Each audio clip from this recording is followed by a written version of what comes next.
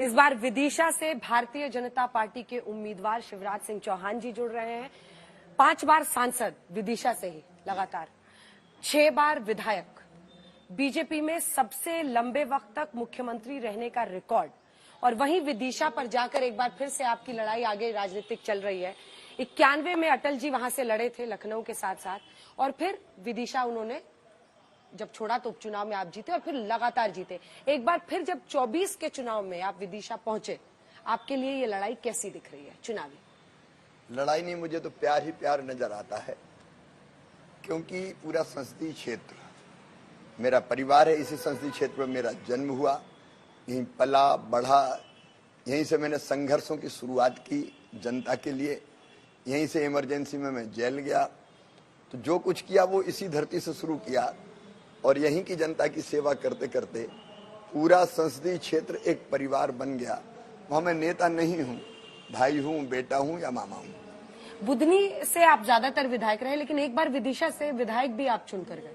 हाँ, एक बार बुधनी और विदिशा दोनों सीटों से वहां संघर्ष था कि विदिशा से लड़ो, बुधनी से लड़ो, विदिशा से लड़ो, बुधनी से लड़ो। तो पार्टी ने तय किया दोनों जगह से लड़ो, तब मैं दोनों जगह से जीता। गजब है, मतलब बहुत ज्यादा गढ़ है बीजेपी का। सबसे सुरक्षित सीट एक तरह से अगर एमपी में हम देखें, हालांकि संघ जनसंघ के वक्त से पहली सीट मध्य प्रदेश से ही आई, लेकिन एकदम गढ़ है, सेफेस्ट सीट, सुरक्षित सीट मानी जाती है विदिशा। अटल जी से लेकर सुषमा स्वराज जी, बहुत सारे लोग वहां से। निश्चित तौर पर भारतीय जनता पार्टी को लोग वहां प्यार करते हैं। अगले सवाल पर पड़ते हैं सर, क्योंकि जिस तरह से अब चुनावी पिच और ये गर्मी तो एक तरफ है, दूसरी तरफ सियासी पिच बहुत गर्म हो रही है।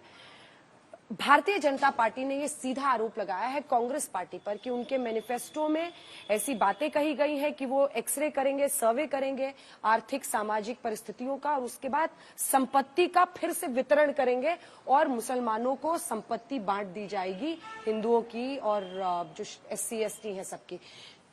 क्या आप बीजेपी के इस जो इल्जाम है कांग्रेस पार्टी के मैनिफेस्टो पर, उससे सहमत है? भारतीय जनता पार्टी बांटने की मानसिकता का विरोध करती है। हम वोट बैंक की राजनीति के विरोधी हैं, और कोई वोट बैंक की राजनीति अगर करता है तो हम उसका विरोध करते हैं। लेकिन वो बात आगे बढ़ी है, क्योंकि सैम पिट्रोडा जो कि कांग्रेस पार्टी से जुड़े हुए हैं, उन्होंने आज ही कहा है कि अमेरिका जैसे देश में एक कानून है जिसमें अगर किसी की मृत्यु होती है तो उसकी सारी की सारी संपत्ति उसके बच्चे को नहीं बल्कि आधी आधी हो जाती है, 45% एक को और दूसरा सरकार की तरफ चली जाती है 55% संपत्ति। अब बीजेपी इसको भी जोड़ रही है कि देखिए आधी संपत्ति पर नजर है इनकी, उसको बांटेंगे, वितरण करेंगे अल्पसंख्यकों को, खासतौर पर मुसलमानों को देंगे। सैम पिट्रोडा के बयान पर आपका रिएक्शन? भारत अमेरिका नहीं है। अब क्या भारत को अमेरिका बनाना चाहते सैम पित्रोदा या कांग्रेस? और क्या जिन्होंने अपने परिश्रम से संपत्ति थोड़ी बहुत अर्जित की है उसका बंटवारा चाहते? मैं कांग्रेस को यह कहना चाहता हूं कि इस तरह का खतरनाक खेल वो ना खेले। भारत की अपनी परंपरा है, भारत की अपनी संस्कृति है, भारत के अपने जीवन मूल्य है, भारत के अपने संस्कार है। भारत चलेगा भारत के विचारों से, जीवन मूल्य और परंपराओं से। भारत अमेरिका नहीं हो सकता। इस तरह के जो दिमाग वाले लोग हैं उन्हीं ने कांग्रेस का पूरी तरह से सत्यानाश कर दिया।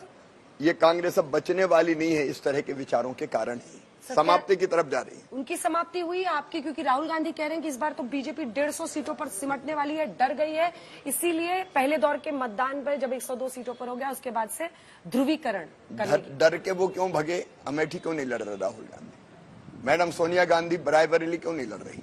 रायबरेली जहां सबसे ज्यादा जड़ें गहरी है कांग्रेस की, जहां से मैडम इंदिरा जी भी चुनाव लड़ा करती थी, उस सीट से चुनाव लड़ने से इनकार, हार के डर के कारण। अमेठी टू वायनाड क्यों राहुल बाबा? हार के डर के कारण। उखड़ तुम गए, कांग्रेस तुमने बर्बाद कर दी। कांग्रेस में जो विचारवान कांग्रेसी वो छोड़ छोड़ के कांग्रेस भाग रहे। अब तुम रामलला के दिव्य और भव्य मंदिर में प्राण प्रतिष्ठा के कार्यक्रम का भी विरोध करते हो। भाजपा का विरोध करते करते राम का विरोध करते हो और सोचते हो कांग्रेस बच जाएगी। ये कांग्रेस अब बचने वाली नहीं है। भारतीय जनता पार्टी अकेली 370 के पार जाएगी। और एनडीए 400 के पार। ये हम नहीं, अब देश कह रहा है, जनता कह रही है।